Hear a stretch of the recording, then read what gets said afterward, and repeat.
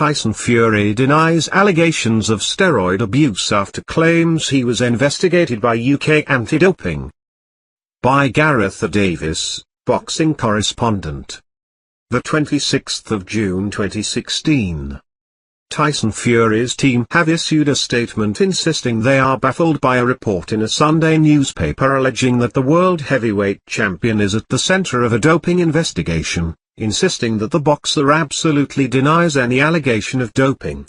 The Sunday Mirror reported that traces of the banned anabolic steroid nandrolone were allegedly discovered in a sample taken last year, believed to be 6 months before Fury won the world crown from Wladimir Klitschko.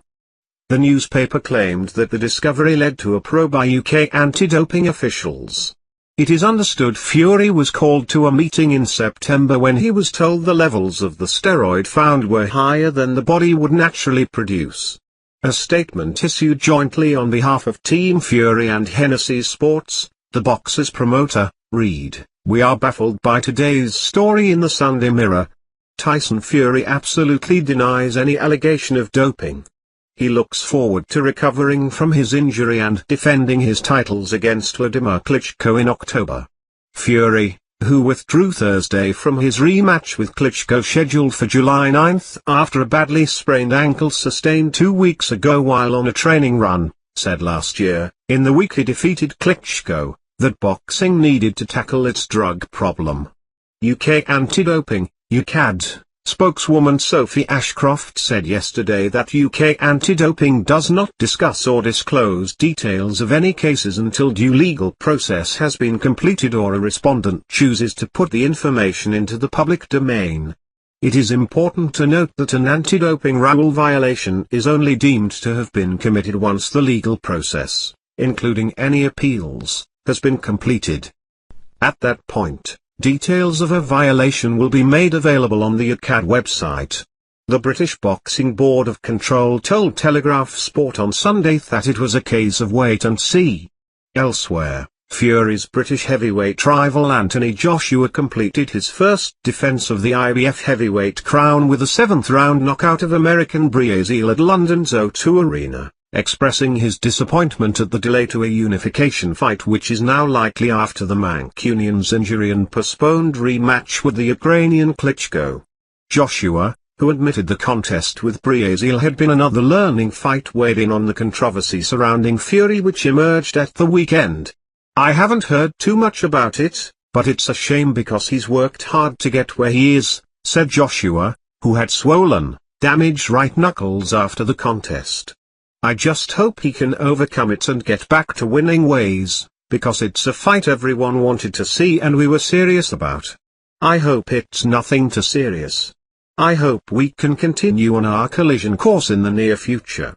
Eddie Hearn, Joshua's promoter, added, "We've spoken about that fight with Peter Fury, Tyson Fury's trainer, and maybe we could have taken it in the winter, but this has made our decision for us, not the allegations, but his injury. You never know with someone like Tyson Fury how long they're going to be in the game," he added. "Not because of what's in the papers, but because he's a little bit out there, and for how long will he keep winning?"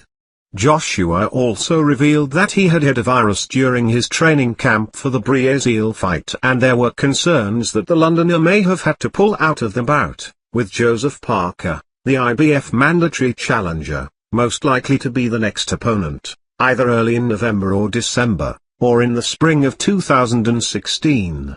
Joshua, adding that he would like to have contests staged in the United States, possibly in 2017, and even in Africa, added, "It hit me how big it was this week at the weigh-in. I thought, wow. Boxing's a brutal sport. You can't afford to mess up. You can be up there and one mistake you are on the downslide. It's definitely growing. But I never just put it down to me. Everyone is driving this hype train forward.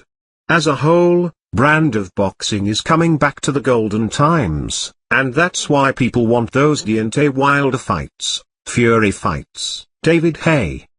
Because those are the fights people will remember for years to come. Dominic Breazeale, that was fun, now they want to know what is next. They are waiting for that memory-catching fight. So we just have to capture their imagination with these fights.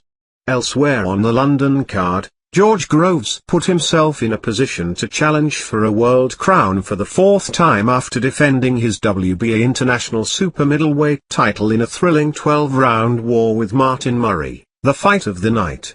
The Londoner won the unanimous decision 118-110 on all three judges' cards against an obdurate, resilient Murray.